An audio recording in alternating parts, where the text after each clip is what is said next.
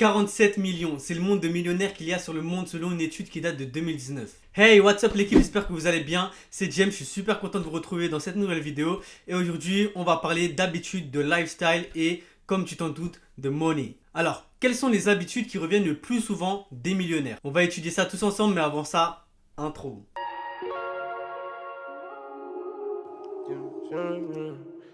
I'm not lying, found a jet. Hey, yeah. 17 years old, I'm flying up jet. Bust down, all of my baguette.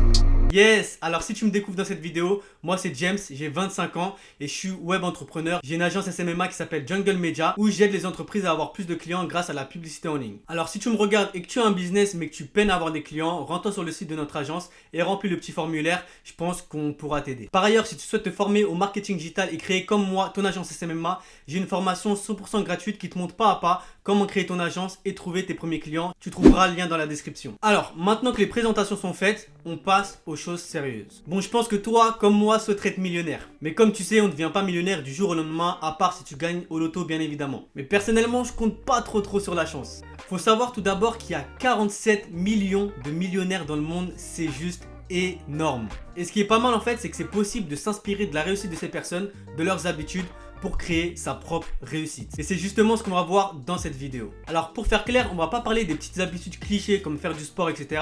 mais des réelles habitudes qui, toi, peuvent t'aider à augmenter tes revenus. Alors premièrement, on va parler de productivité. Alors comme tu te doutes sûrement, les millionnaires ont souvent plusieurs business qui tournent, à part ceux qui ont hérité de grandes fortunes.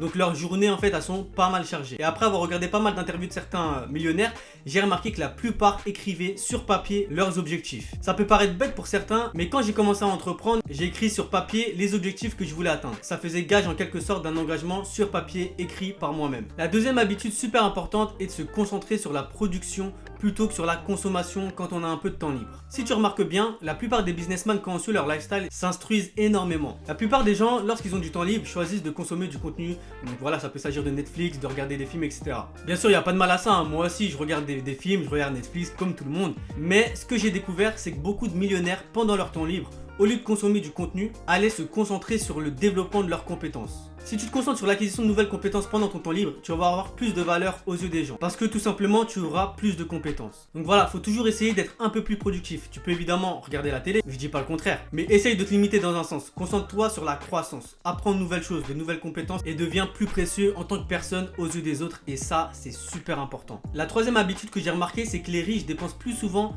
leur argent pour investir et augmenter leur richesse que pour leur propre plaisir. La dernière fois, j'ai regardé un reportage sur Enquête Exclusive. Et en fait, ils étaient en train d'interviewer un millionnaire américain. Et sa passion, en fait, c'était les voitures. Et il avait choisi d'acheter une Rolls-Royce de collection. Et pourquoi, en fait, il avait choisi d'acheter cette voiture? Tout simplement car elle prenait de la valeur avec le temps. Donc, tu vois, même là, ils pensent en fait à fructifier leur argent, même lorsqu'ils ont des passions. Donc voilà, je suis pas en train de te dire qu'il faut pas t'amuser. Mais dès que tu arrives à te sortir un petit peu d'argent, pense à investir dans quelque chose qui peut te rapporter plus avec le temps. Les personnes qui ont de l'argent pensent directement à investir, tandis qu'une personne lambda pensera acheter l'iPhone 12 à 1500 € ou le dernier sac à la mode pour une seule chose, le paraître. Donc voilà, ne cherche pas à impressionner les gens, ça sert strictement à rien.